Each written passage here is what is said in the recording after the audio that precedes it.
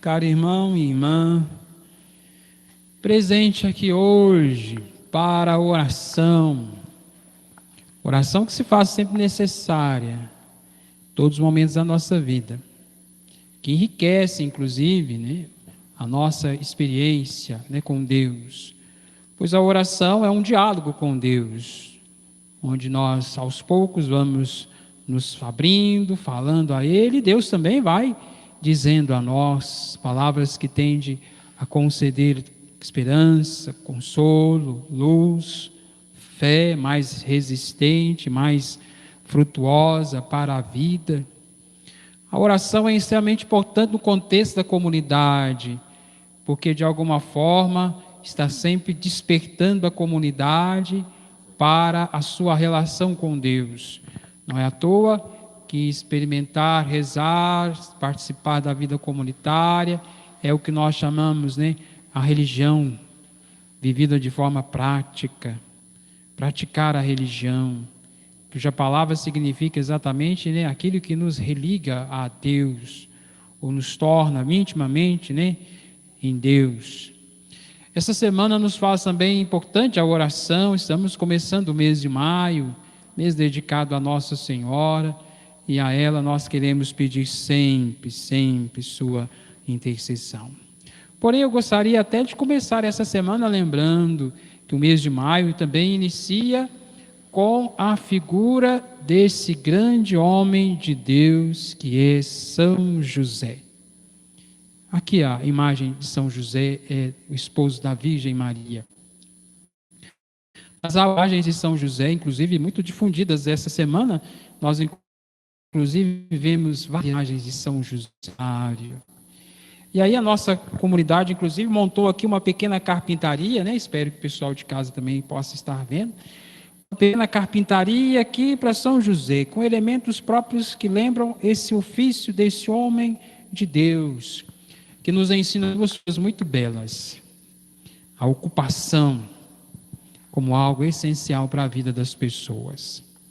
São José nos dá o exemplo de alguém que ocupou-se com as coisas de Deus, mas não apenas com as coisas de Deus, ocupou também com as realidades do seu tempo, de forma integral.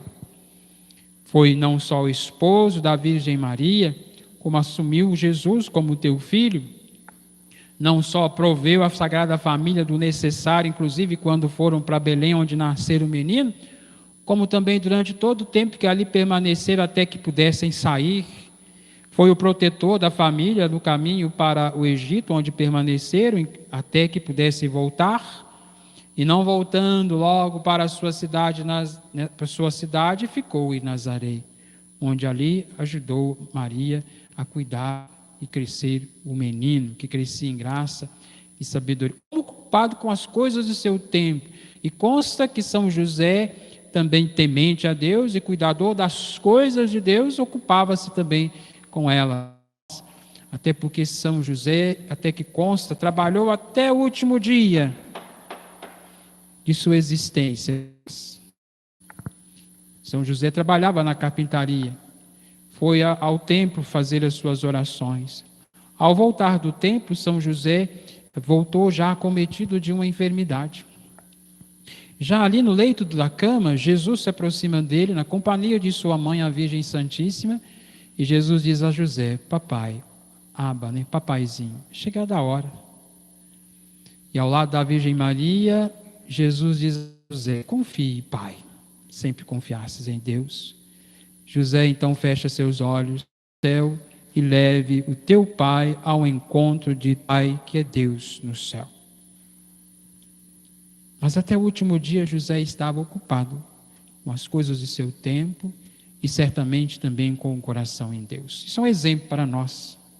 E por falar em ocupação, eu estou aqui para lembrar também que esse início do mês de maio começa com o dia 1º de maio, que é o dia do trabalho e dia do trabalhador. E aí rezaremos como igreja, comprometida com a oração, especialmente agradecendo o trabalho e os empregos de muitos dos nossos irmãos.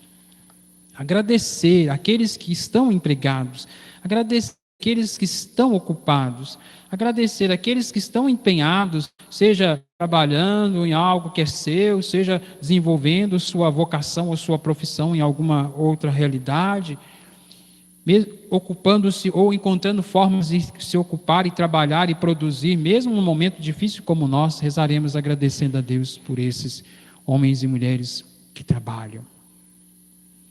E também vamos pedir a São José que auxilie-nos nesse momento, onde uma das realidades que mais tem faltado também é a oportunidade de trabalho. Se rezamos agradecendo os que trabalham, vamos também rezar pedindo oportunidades para aqueles que não têm, para aqueles cujas necessidades não estão sendo, de certa forma, atendidas, por aqueles que têm procurado, mas não encontram uma ocupação, um trabalho para a sua vida. Por isso vamos rezar. E rezar com o intuito de pedir a Deus o que pode até parecer algo contraditório, mas não é contraditório. Nós vamos pedir que esses homens e mulheres, jovens, muitas vezes em suas idades, tenham oportunidade de em sua vida. Deus abençoe, filho.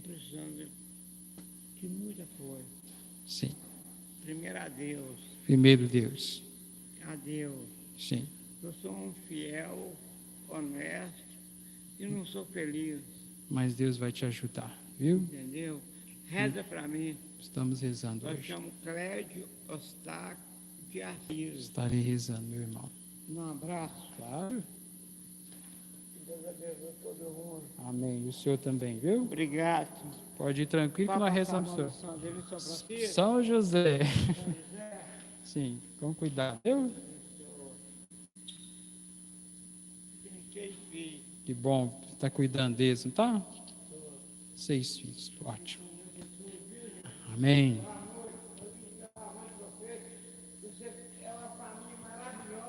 Amém. Amém. E devemos ser mesmo uma família maravilhosa. Os cristãos. Que nós rezemos então, pedindo a São José que alcance, toque o coração dos responsáveis, toque o coração dos que têm possibilidade de criar condições para que seja dada a oportunidade a todos os que necessitam de trabalho. São muitos. Nos últimos anos, 14 milhões. Se somados à década, alguns 2 anos anteriores, chegamos a 26 milhões de desempregados.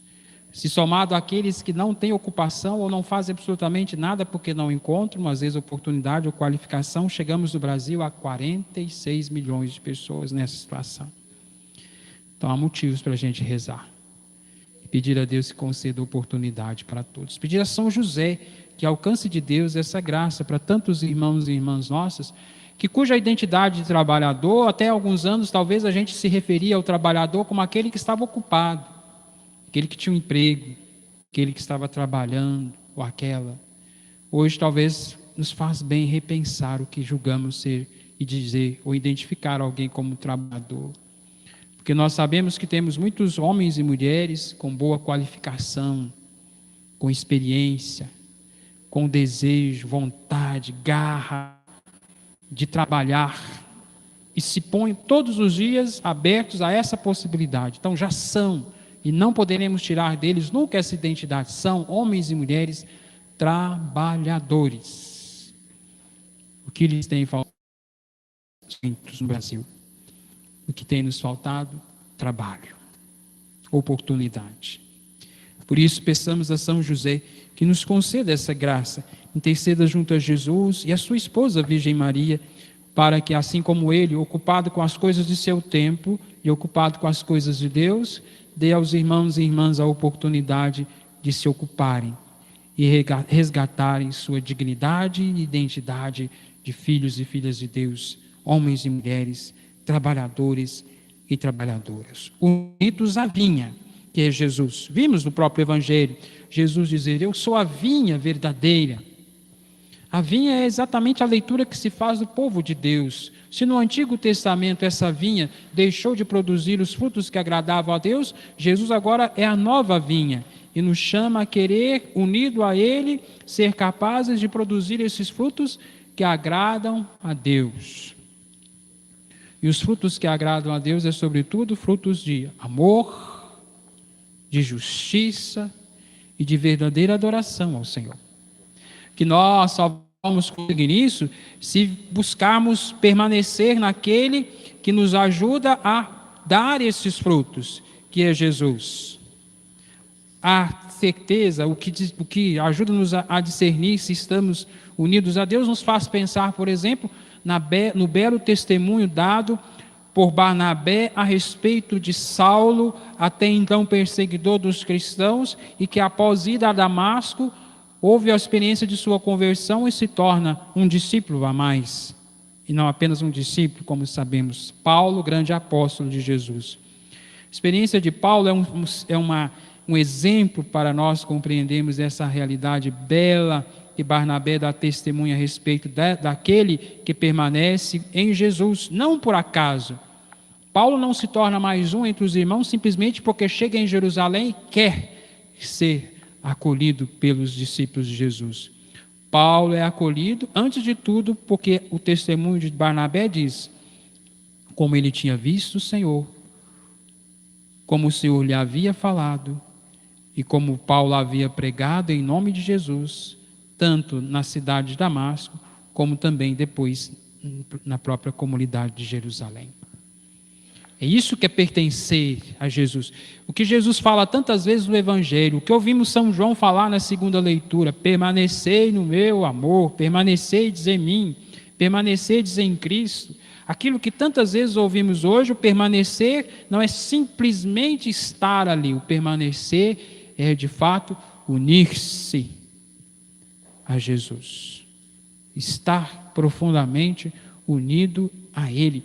E quando nós estamos unidos a Jesus, podemos inclusive pedir o que quiser, até porque quando nós pedimos, não pedimos coisas aleatórias, não pedimos coisas simplesmente para nós, pedimos aquilo que é necessário, pedimos aquilo que é por direito, um filho de Deus pedir. Por quê?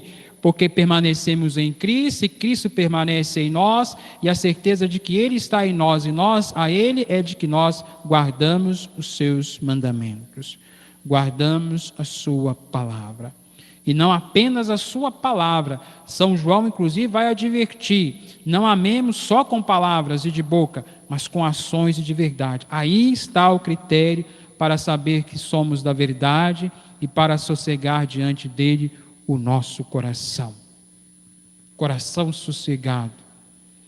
Que é essa experiência que nós os cristãos devemos ter diante de Deus, de sossegar o coração, sobretudo quando tivermos consciência de que estamos ouvindo o Senhor, guardando sua palavra e vivendo-a e colocando-a em prática no dia a dia da vida nossa, da vida dos irmãos e da vida da comunidade.